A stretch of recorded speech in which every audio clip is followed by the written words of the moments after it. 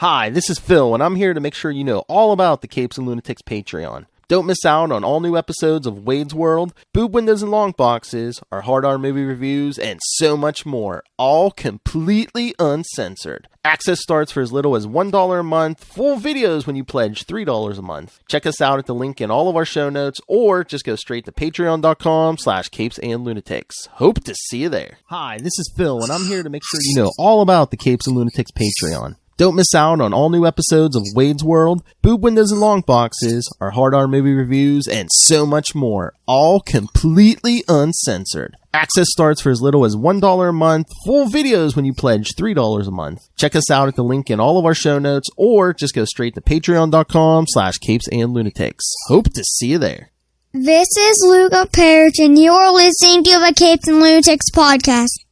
Recording has started. Hello and welcome, dear viewers, once again to Superconnectivity. I'm your host, Charlie, Professor Esser. Not eligible for the Professor Jeopardy rounds coming up soon. And with me, as always, is my good friend, the blue-eyed bomber from the Burger Pits. Phil me and Perich. Yes, Philip. So glad to see you. So glad to talk to you about so many things. Just playing with my new toys. I have a wingless wizard. Of course.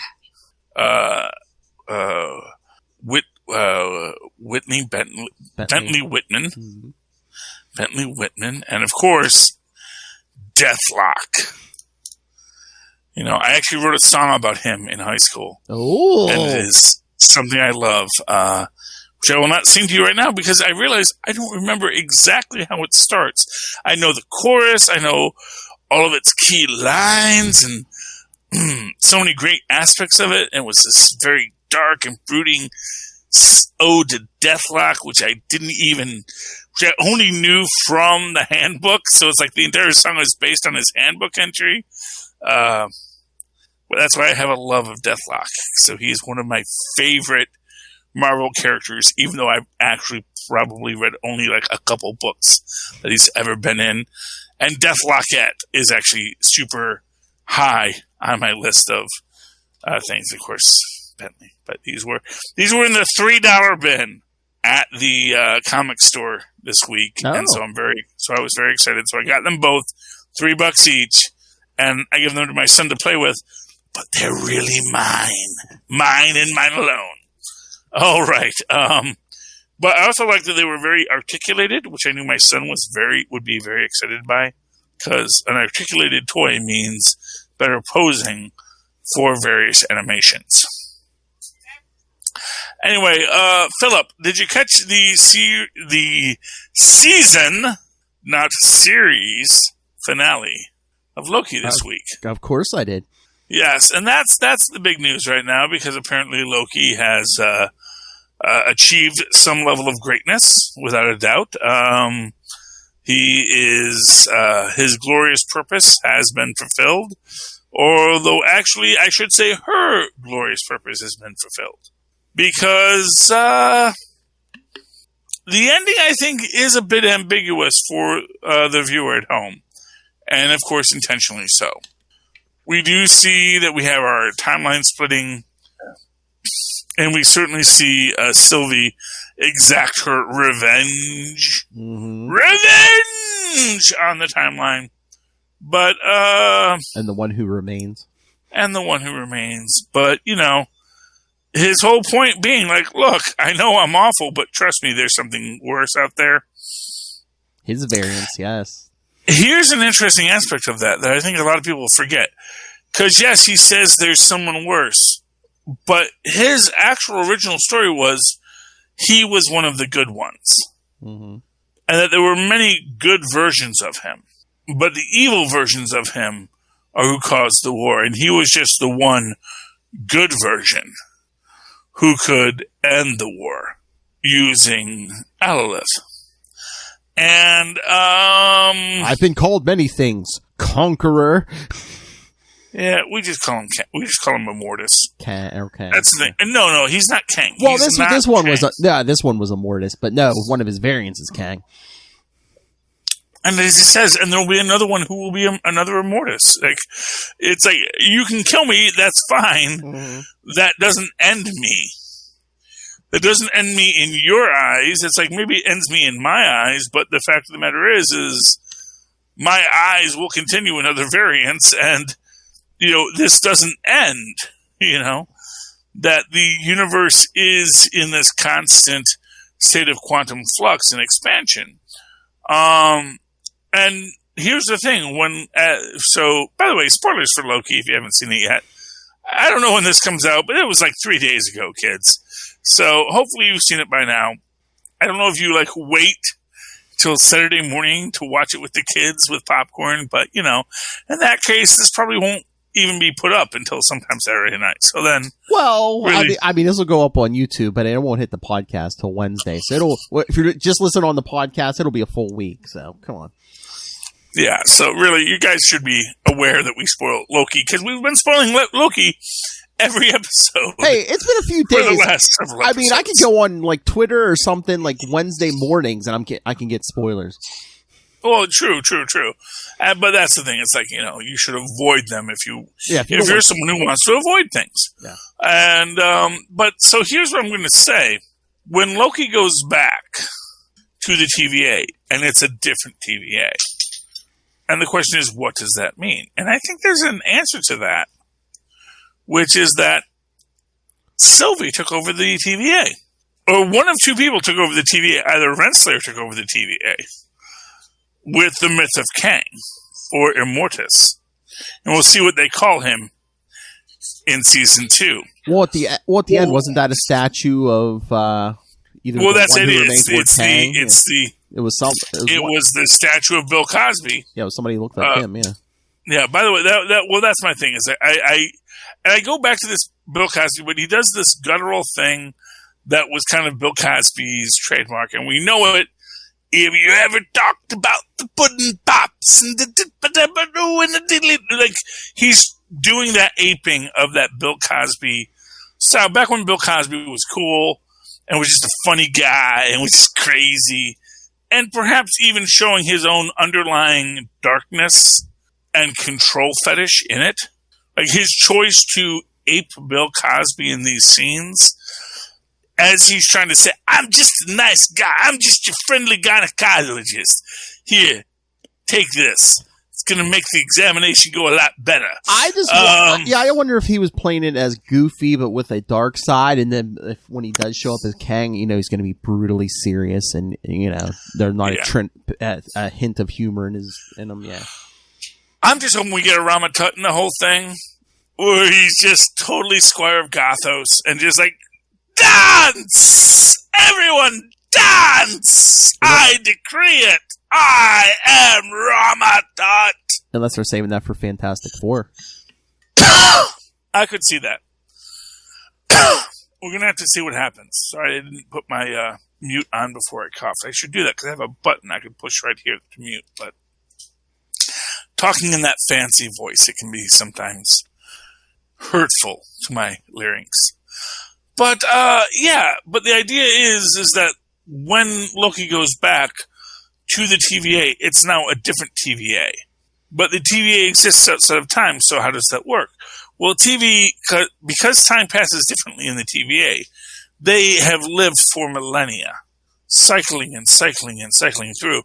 And there is some concept of passage of time, because we see that Ravina Renslayer starts off as a hunter and becomes a judge. So the idea that, people can move positions and rise in ranks and things of that nature is something that occurs for the beings in this world.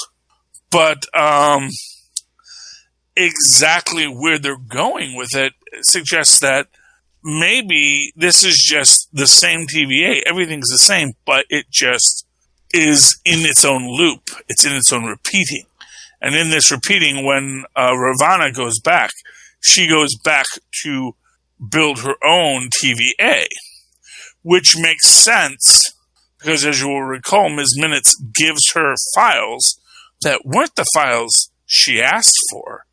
And Ms. Minutes is like, no, but he thinks he's going to be more important to you.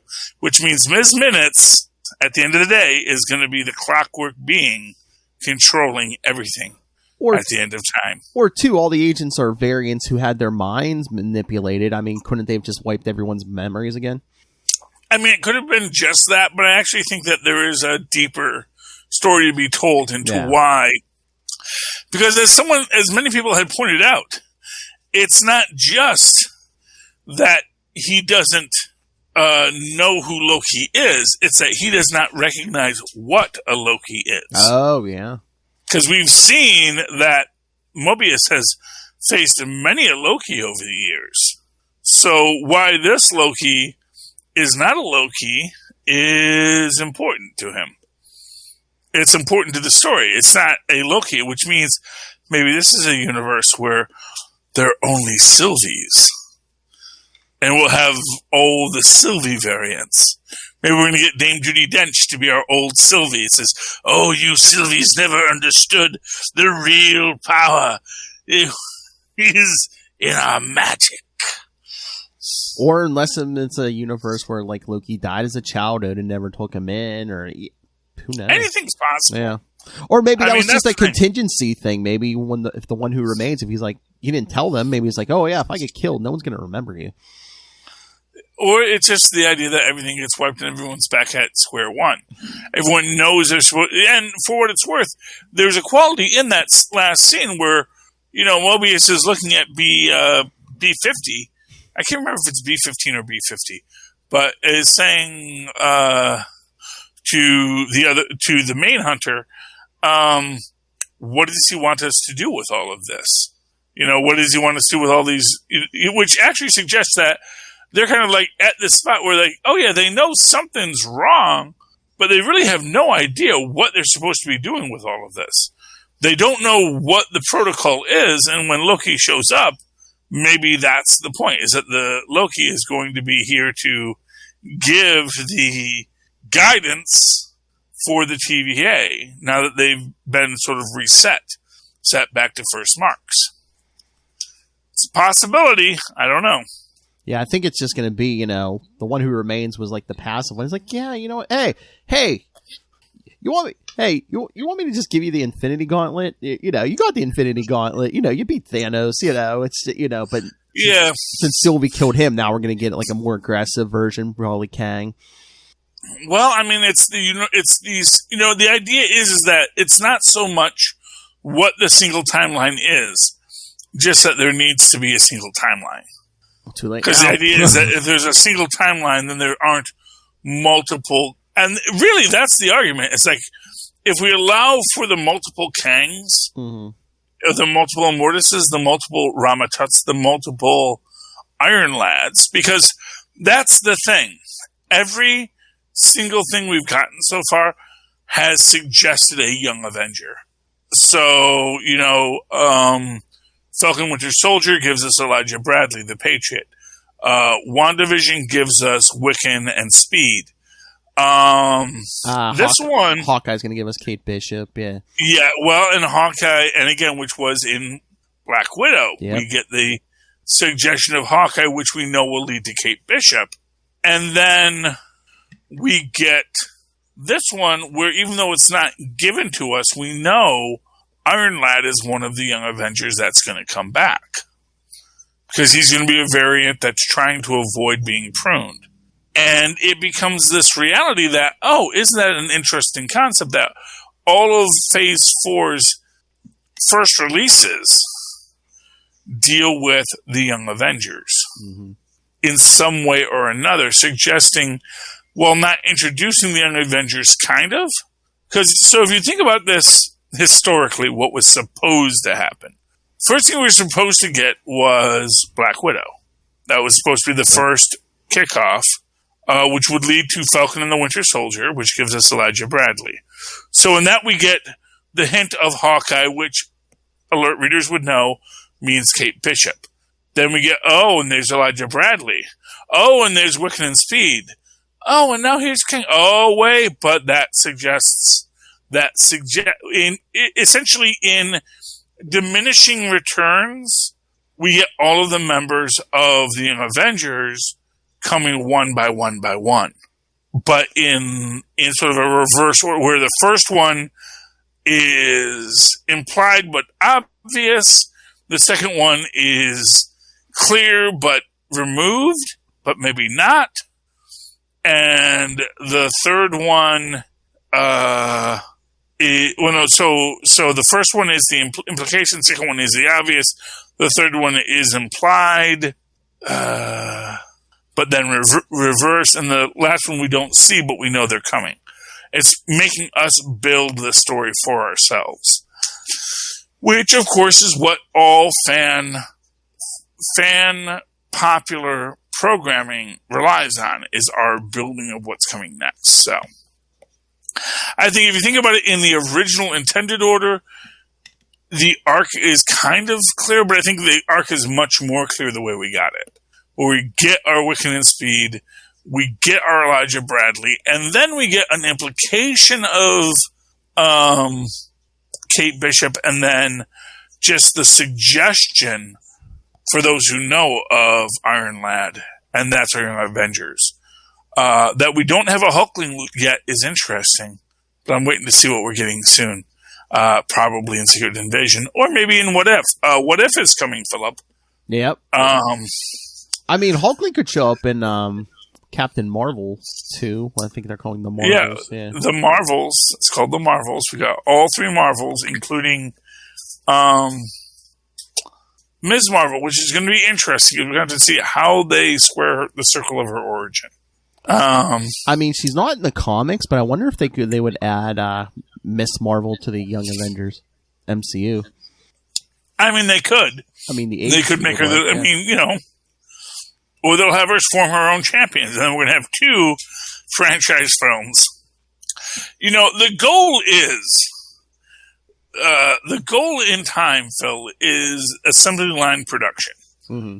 So that you actually have every month a tentpole, every week everything falling into line and everything going into this. So the idea that, this month is an Avengers film and next month is a Champions film, and then it goes to each individual character's film that's going to build to our next arc. Then we'll see who goes into the Champions, who goes into the Avengers, and who goes into the Defenders. They probably want to hold off on Champions just because they would have to probably make another deal with Sony for Miles Morales. That is true. Although they could do it without him, you know. Yeah, but honestly, really, he lifts right out. He's like Phoebe. It's like it's one of those things. They make the Champions without him, and then 6 months later they get the rights to Miles Morales. It's like, oh, come on. Yeah, but they could do the Defenders again, and they still have the Defenders, and they still own the rights to all of that. That's one thing I always say about the Marvel Legends content. Is it all exists, and they haven't stepped on it yet. No one is trying to say none of this happened, none of this is real. In every essence, they've said, you know what? It's okay. We got this. It's there. It's something. We're just not talking about it yet. And if we get to it, maybe we'll reference something, but it's a big universe. It's sort of like the idea that, when you talk about things, it's like, oh, they're the Guardians of the Galaxy, which means, oh, you're part of, that one star cluster over there in the far corner, and the rest of these 80 gagillion star clusters across all of time and space, you don't guard those? Like, nope, just this one. We like to be local. We feel that local guardianship is important when we're crossing 3 billion light years of space. Yeah, we think that's the area that's what's reasonable to cover. But one galaxy, we can see other galaxies from this planet. We know there are other galaxies, so not really that impressive as a thing that you're worried about this galaxy in the universe. And it's always surprising that no one ever really approaches that question in fiction, because I don't think the human mind can comprehend that idea of something that could span the universe. It's like people will say that, well, I'm the king of the universe. Sort of like how Miss Universe says she is Miss Universe. And all of her contestants are from one planet. Now, arguably, the only planet with sentient beings, so fair enough in that sense. But I don't think they did a double-blind study to confirm that. That's all I'm saying. Okay. Want to talk comics, Phil? Sure. Want to talk Batman Zero Point, the best DC book out there that no one reads, and except for me and Tristan, except Tristan didn't read it this week, Phil. Sure, go ahead. Is that number 6? It was, it might be number 7, I'm not sure. Don't see you see, they hide the numbers nowadays. Oh yeah, number 6, there it is. There's the 6, it's big right here. Gotta look for it, man. I like the olden days when they had a little like square here, yeah, with a little picture, and they had like all the details here. They had a comics code, and this is number of this group, and you knew what book you were reading, Phil. And you had a corner box with either a figure in it or a bunch of heads if it was a team. Exactly, and that's Marvel. Everybody did it. It's not like that's that was just that. No, everyone did something, and they numbered they made it clear which number issue you were buying. Mm-hmm. And now with the variant covers and the fancy, it's a thing. Anyway, so for those who don't remember, last time, Deathstroke ran into the other universe and stranded Batman and Catwoman in the Fortnite universe intentionally because, as we see at the end, the whole thing is Catwoman's like, what if we don't leave? Because, they have to capture Harley Quinn so they get a sense way back. And Harley Quinn's like, I don't want to leave. This is a fun universe. This is good. Why should we leave this universe where we get to be here? And, Catwoman starts thinking, maybe she has a point that, if we go back to the regular universe, we might not be friends. We might not be lovers. We don't know what that world is. Maybe we're married to other people. We might be enemies, but Batman's like, but I feel like I have to because I'm Batman. And they do go back. And Catwoman was like, yeah, I told you. I was right. We should have stayed. Fortnite universe, better than the DC universe.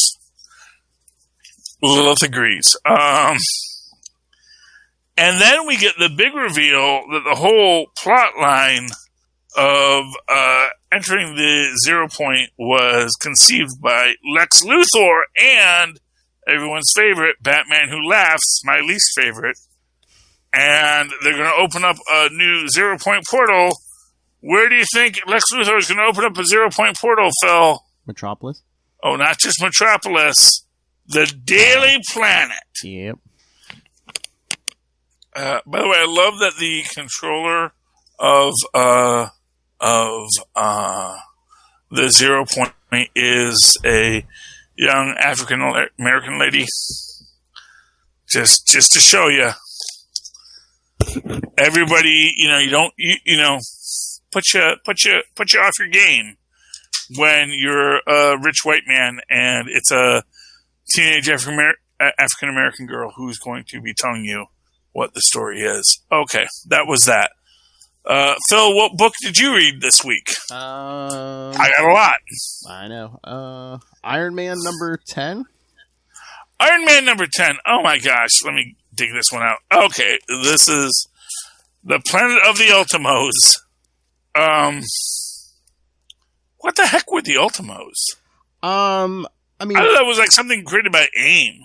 Well, I think Iron Man fought Ultimo like at least once or twice, and I think he never really knew where it came from. I think the Mandarin used one once, and he was just like, but beyond that, Tony Stark didn't know where they came from. I think he assumed maybe they were from. Did he assume they were from? I don't know, but he never knew like the true origins. Well, here we go. What's weird is when I see these, you know what they remind me of? Huh. Interestingly enough, Machine Man. Mm. Which, if you think about Machine Man's original origins and they're tying to the 2001 Space Odyssey comic book, kind of makes sense when you think about it. Maybe Machine Man is an Ultimo in his own way. This is my favorite thing. I love Stiltman being the wizard in this, but what I love most about this is he is so designed to look like Philo from UHF. If you've ever watched UHF and you've seen Philo, and I must go back to my home planet now, that is who they designed him to look like. I appreciate that. I appreciate Tony. And honestly, in its own way, it almost seems like it's like the ultimate trap for Tony. Mm-hmm. We'll give you peace. We'll give you, wouldn't you like your own farm? And I like that as like, that's the real trap for Tony. What if you just had a normal life without the obligations? I wonder if of the world around you. Yeah, I wasn't sure if the planet was influencing people, but like Tony, remember he's injured. He was all worried about getting addicted to the morphine. What if there's something on this planet that he's getting addicted to that he doesn't even realize he's getting addicted to? Well, I think he might just be addicted to morphine, although that morphine's going to run out eventually. Well, yeah.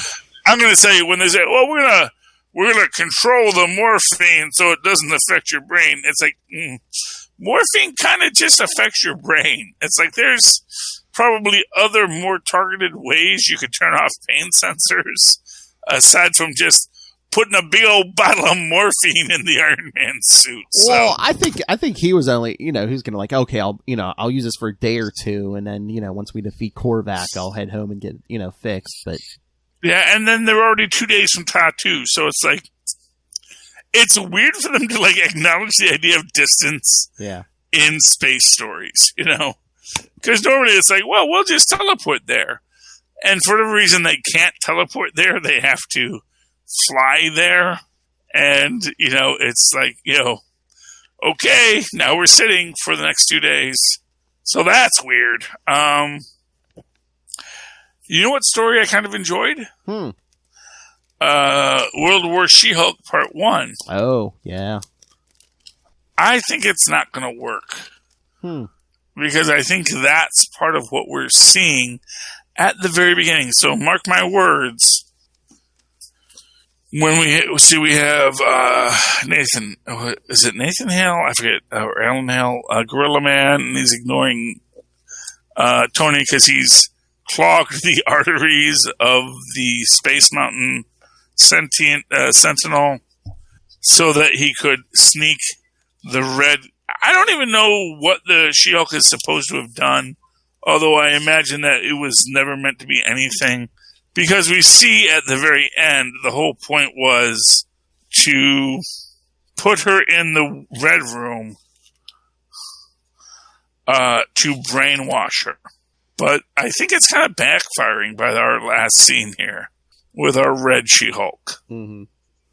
Basically, it's like, and I think part of the point is that we see at the very beginning, as she is talking to Carol Danvers, she is going through apparently what looks to be just transcribed text of New York City, by the way, unique law regarding contracts and legal contracts and retainers. By the way, they have not killed Ursa Major. Let's all just agree to that right now. Ursa Major will be fine. Yeah. There's a whole thing going around the internet right now that, that one guy that Red Guardian breaks the wrist of? Yeah. That was actually Ursa Major. I don't know if that's real. I don't know. Yeah, they called him Ursa, which just means big guy. So yeah, because everyone's like, "Oh, he's the first mutant, MCU mutant." Yeah, well, I guess it was his tweet. He said his character was called Ursus, and he's saying he's the first mutant. But doesn't make sense that he would do that without someone saying that. Yeah, you can say that's who you are, but it's weird for a minor character to be a character that might come back later and be said to be something, so that's weird. I think he's just throwing it out there, hoping that all the fans go, yeah, make him Ursa Major, yeah. That's the thing. That's why, what's his name, from The Office won't be Reed Richards. Because it's like no one does what you want. Because, just so you understand, so this is an interesting business thing I'm working with right now, which is like, you can tell people you have to do X, and it's just going to make them say, no, I don't want to do X. But if you say, hey, wouldn't it be cool if we did X? And then people might say, oh yeah, that'd be cool. And unfortunately for the internet is that people don't know how to say, hey, this is kind of a cool idea. What do you think? But we're like, oh no, he has to be this, and I will kill people if they don't. And then people say, well, then we're definitely not doing that because we're not going in with that. So, yeah. So sorry, John Krasinski. And to be fair, we don't even know what the story is yet. They want to do a young guy, an old guy, a middle-aged guy. They might want to do a black guy because we already have our Nathaniel Richards. So maybe we don't want to go too crazy with it all. Maybe we still want, maybe we want a blonde Johnny Storm. Honestly, I think they're going to actually get, what's his name, who played the Human Torch to come and be Reed Richards now. I know he's already done other things, but I just think that would be a cool transfer for the character. Say, no, you know what? Why don't you be Reed Richards now? We don't care. It's all crazy now. We make it up as we go along. Okay, Philip. We got a Hulk. We got a Captain America here. We got a Thor. We got a Sinister War. We got the Spider-Man. We got the Spider-Man Annual. What sounds fun to you? Well, I was going to say, do you want to do all the Spider-Man stuff as one thing? Sure, let's talk some Spider-Mans. Because Sinister War was out this week, and then, what was it, last week the issue was out? So yeah, let's do it all together. Yeah, and nothing in any of these stories make me not think it is Francis Crumb. No. Maybe he's working with Mephisto, I don't know. But it's just the whole emphasis on Mephisto, everybody just lying about, is Harry Osborn alive? Is he dead? Is a new person? Is Ned Leeds alive or dead? Who is here? Who are any of these people? And it kind of sounds like someone who is really, to put it to you simply, really has it in for Spider-Man. Mm-hmm. There is something that is so deep and convoluted that you just have to say, man, does even Mephisto have this much concern for Spider-Man? Mm-hmm. Who did Spider-Man kill that they have plotted this elaborate of a revenge? And that's why I come back to Francis Crumb. It's just this idea that, you know what? It's like, this is the guy who had this crazed obsession about Spider-Man. And in his crazed obsession about Spider-Man, maybe that led him to understand who Mephisto was. And Mephisto was always happy to talk about business and pleasure, because his business is pleasure. And so nothing in this makes me not think it's Francis Crumb. That's not who Kindred is. And to be fair, Kindred means brother, or at least related to, and Francis Crumb was the brother of the person that Spider-Man killed. So maybe there's more to that than that, because obviously Harry Osborn doesn't have a brother. Or does he? He actually has probably several clone siblings, and let's not talk about... Oh, please, you don't think Norman Osborn was no, he probably has tons of kids. Yeah, he probably has tons of brothers and half-brothers and sisters. For all we know, Francis Crumb is an Osborn, quite frankly. No, I think Kindred is probably Harry Osborn, but they're just like... It's going to be, when Spider-Man made the deal, he just, he basically... I mean, he was already dead, but he damned Harry Osborn to hell and all kinds of other stuff. No, and actually, you know why that's not true? Because Mephisto makes this exact point to Stephen Strange in this. He's like, I can't just take. Anything I have has to be given freely. Well, yeah, he made the deal to Peter. He's like, Aunt May was dying. He's like, I can save her aunt, but you're going to give me her marriage if I do that. Well, Peter said that. Harry Osborn didn't say that. I know. I know Harry wasn't in on the deal. What you're doing is you're expanding beyond what the terms of the deal is. It's like and the butterfly effect. Is it the terms of the deal or the terms of the deal? The terms of the deal is that the Spider-Man marriage ends. Mm-hmm. And what never existed. Now, granted, you can say there are downstream occurrences because of that might result in Harry Osborn being alive. But it doesn't mean that Norman Osborn can just put a Harry Osborn, that Mephisto can just put an Osborn on the planet. Why not? Magically. He is magic. How would you say he can't do something magic? Because he is bound by rule. That's the thing, Phil. Magic isn't just I can do whatever I want. He's not the Beyonder, Phil. As in Star or the Annual makes the point, where again Spider-Man references the Beyonder. Says the Beyonder's probably still in space too. He loves space. And there's a lot of it, as we were saying earlier. He can't just make things from nothing. Mephisto is bound by these weird rules of the universe that says he can only do things within the understanding of a reality of the collective unconscious. But when the deal went through, Harry Osborn was supposedly dead, so he might have had Harry Osborn's soul. Dead. Yeah, he might have. Lots of people have been supposedly dead, and here's the thing: he had been supposedly dead for years. You can go Osborn clone. You can go Osborn reborn by nanites or whatever the goblin serum is now. People can come back from the dead, but to say there is a dead body that is Norman Osborn, Harry, plus an active Norman Osborn, and then a third Norman Osborn locked up in a cell. Harry. Suddenly you're a little outside of the norm of what we're talking about. Oh, yeah. Unless you're going to say, well, that's because now the story is that what's his name? The Jekyll had a thing for Harry Osborn too and made clones of him. And that's the point no one has talked about yet.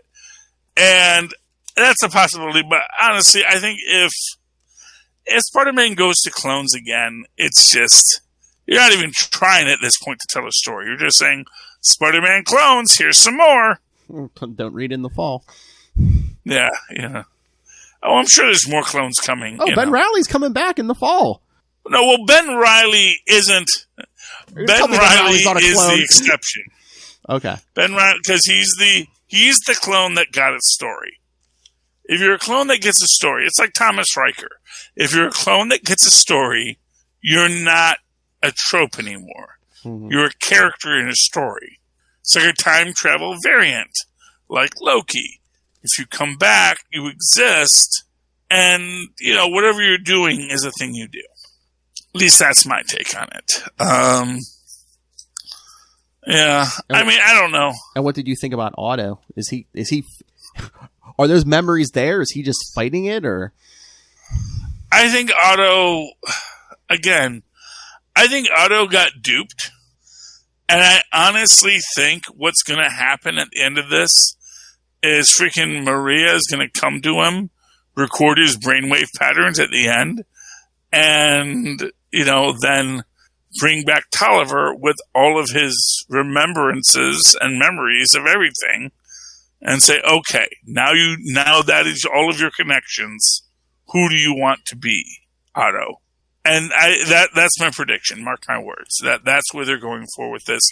I think that Otto, as he is, he just looks like a guy who doesn't know what he's doing, and he is lost because who he is has been taken from him. And that might have been Mephisto's actions. But quite frankly, from Mephisto's perspective, the more he can cheapen the idea of life and death, the more he benefits. So the idea that Otto gets to come back as Tolliver, and that science gets more and more out there, that yes, we can record your memory structures and we can let you live forever. Or there's technology that's beneficial to him, because obviously if you get to live forever as a computer program, that means your soul, you're not going to worry about it when you give it away. Or, I mean, we have the technology in this story. People are getting split. I mean, Kurt Connors was split from the Lizard. I mean, back in 2018 when this whole run started. Yeah, I'm waiting to see. What is the Lizard just a monster, or does the Lizard have a larger personality, which it might have? I mean, back in 2018, I mean, this machine, you know, when Nick Spencer started his run, Peter Parker and Spider-Man were split in two, and they were both like separate entities. No, and they were, and of course the immediate question becomes, but we also saw in that in being separate entities, each one lacked something the other had, and they kind of became sort of like every time that you separate people in comics, like when Bruce Banner and the Hulk got separate, and the Hulk just became the Hulk as a mindless brute, and Banner just was this weak milquetoast. Immediately realized, no, they had to be together because these beings have to be together.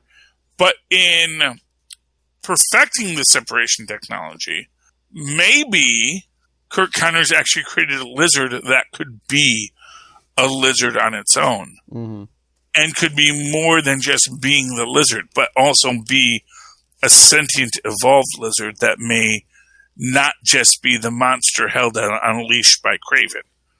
Because honestly, you know, Kraven, my least favorite Spider-Man villain, better get his hand croqueted by the end of this. That's all I'm saying. Well, that's the thing. I mean, if they split Otto, you know, is one going to become the superior Spider-Man, and then is Dr. Octopus going to go really dark?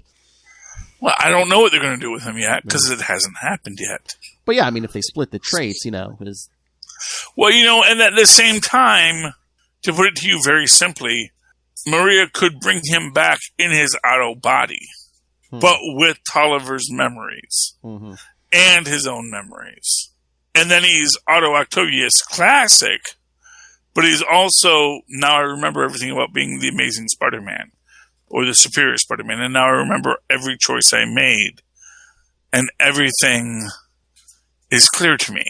And maybe he gets to have his own redemption run, or they decide to make him a villain again, just like they keep on doing with Sandman and Rhino and everybody else. Every time anyone gets, they always have that anti-hero redemption arc for a week, and then they go back to being a villain. Although, to be fair, that is capitalism, because, you know, you don't pay anything to be a hero. You still have to pay your bills. Along that line, I do want to talk about Immortal Hulk. All right. And the story between Harpy and Joe Fixit.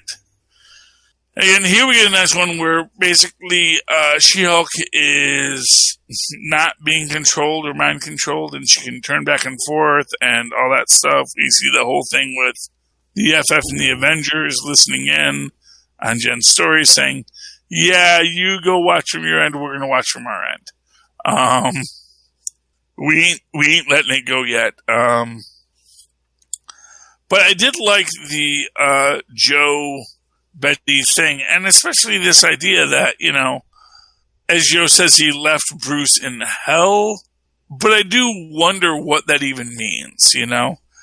And it is this idea that, you know, what if like your sense of self is pan-dimensional, and so, yeah, a part of you is shut off from yourself because it's in heck, but at the same time, it's also still a part of you, and that's how they're going to get to the underworld to free Bruce. Could be interesting. I mean, I really enjoyed The Immortal Hulk. It was a very good book this week. What did you think, Phil? Yeah, I liked it. Trying to remember, because I think it was last week. It was good. Because they went in a lot into, you know, the nature of Joe Fixit. You know, it's like, you know, as a child, Banner. Well, they've done the thing about the TV show before, yeah, basically creating the image of this tough guy in his head. Yeah, well, that's it. But then it also is that he wants to evolve beyond it, and maybe that's even the point that we're going to get to at the end. Is like, you know what? You think you have Banner, you don't have Banner. You have the milquetoast. You have the thing that thinks it's Banner. And you know what? Banner is more than just that thing. And that is no more important to us than Joe Fixit or the Hulk or any of us. We're all one thing, and that can never be separated from us. And then you find out that, yes, that was a thing below's goal all along, because now it has the line into the real world. I don't know. Whatever. We'll see. Did you read Captain America, Phil? Yes, I did. Oh, yeah, 30, the last issue of Ta-Nehisi Coates' run, yeah. Yeah, Ta-Nehisi Coates' last run. And it's a talky episode. We get again, a reference to UHF this week. We recorded you saying what you really think about the people that follow you. And they have the intelligence of a festering pool of dog snot. And it's weird seeing Peggy in this, especially because they have Peggy on Bucky's side on this as an art designer. It's like, yeah, I'm still with Cap, Aunt Peggy. They're cool. I'm with Bucky. Got the blondes with the blondes, the brunettes with the brunettes. But I don't know. It just seems weird how they kind of pair them off in this. I think as a concept, maybe they could have done that a little bit differently, but I'll go along with it. Then you have Sin as returned as Mother Superior. That's cool. She's a magic user, so that'll be fun. And that's what Ta-Nehisi Coates left the next writer of Captain America with. He said, you know what? Screw you guys. I'm going home. You deal with it. All right. Do you want to talk any Thor? Yeah, let's talk Thor. And then we'll briefly do Conan if it's cool. Yeah. So what do you think of this issue of Thor? It's interesting. I don't know how I feel about like the hammer's like its own sentient thing. But I guess it doesn't want him to be Thor to be king. Well, what it doesn't want is, and this is the idea, that the hammer wants to fight. Yeah. And to fight, you must be a warrior. But the king can't be a warrior. The king must be one who directs warriors. And so, from this perspective, someone else needs to wield Mjolnir at this time until Thor is ready to be a warrior again. But since he is now King Odin, he can't live as a warrior. So this will be the thing. I think that there's going to be, we see that Loki can pick it up, that we know Jane Foster can certainly pick it up. And once it finds the person that'll be its warrior, it'll lock. And maybe it'll be Thor again, because he will make the argument that he can be a warrior king. And that will be his grand release of it. But we'll see what happens with that. I enjoyed it. I liked it a lot. Yes. I like that he came to Captain America, and I guess, he sets the hammer down at the end. I'm thinking, well, at least if the Avengers have to move the hammer, Captain America can pick it up. Well, yeah, because obviously, actually, at this point, logically, anyone can. Oh, yeah, Loki was holding it, yeah. That would have been funny if Tony Stark tried to pick it up and he still couldn't pick it up. And he'd be like, oh, come on, Loki's picking it up. Come on. Yeah, Tony Stark isn't ready for it, That's what I'll say with that. Wish I could remember the opening lyrics to the Deathlock song. I'm going to try and figure that out, and I'll do that next episode. Nice. And we'll sing the Deathlock song. So, anyway, final thought tonight is Conan the Barbarian. Once again, he escapes from the lands of the East. Because as it turned out, and this was kind of interesting, it turns out the God Emperor actually was a God Emperor. And he just totally kills the guy who killed him. Because you have the whole thing with the Night Tooth and all this kind of thing, and the God Emperor's like, yeah, no, that has no power over me. But essentially we go through this whole thing where he has to out-ninja the ninjas and totally Batman everything, as you do when you're Conan the Barbarian. Because he is the first Batman. And then, the Emperor gives him a ship and treasure and yada, yada, yada. And, maybe we can't come with him because he's not ready to settle down and she's not ready to go on adventures. And they say, great, let's kiss. And then he goes off there. But, It's going to be short-lived because we already see next issue is him in his boat and the storm trying to break it. So it's like, dang it! Can't Conan get a break? Never. Never. All right, Philip. We're going to call that an episode at this point. Could you give us some outro stuff? How can people reach us? How can they buy merch? How can they subscribe to the Patreon and learn all about our homegrown organic topless movie reviews? Whoa!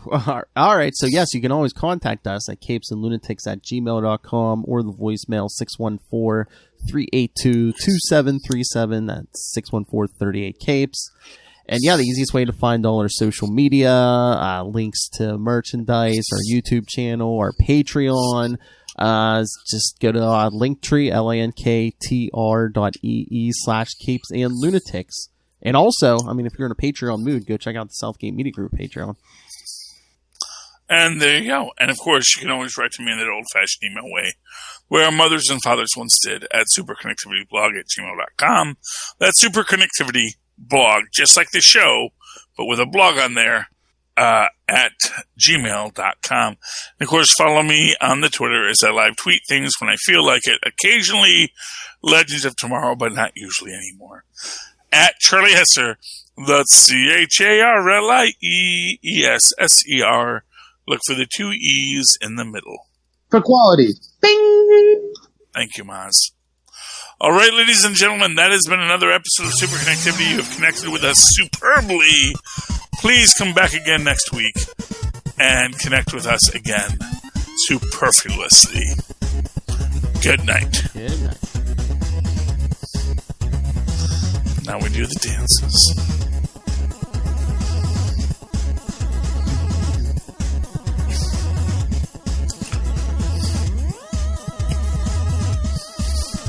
It's a trick I learned about dancing. You find the beat, you divide the number by any other number. So long as you move on a divided number, it looks good with the song, no matter how fast or slow it goes. Anything for math.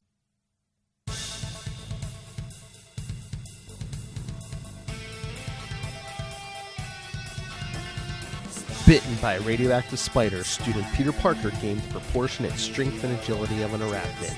Armed with his wondrous web shooters, the reluctant superhero struggles with sinister supervillains, making ends meet and maintaining some semblance of a normal life. That's right, do you like Spider-Man? If so, you should join me and my co-host Lil Hellfire every Tuesday on the Capes and Lunatics Sidekicks podcast for the ultimate Spider-Cast, where we talk everything Spider-Man, comics, TV, movies, games, anything and everything Spider-Man. Miles Morales, Spider-Gwen, Ben Reilly, the Scarlet Spider, it's all there. Every Tuesday on the Capes and Lunatics Sidekicks podcast. I'm here for people. And we all are.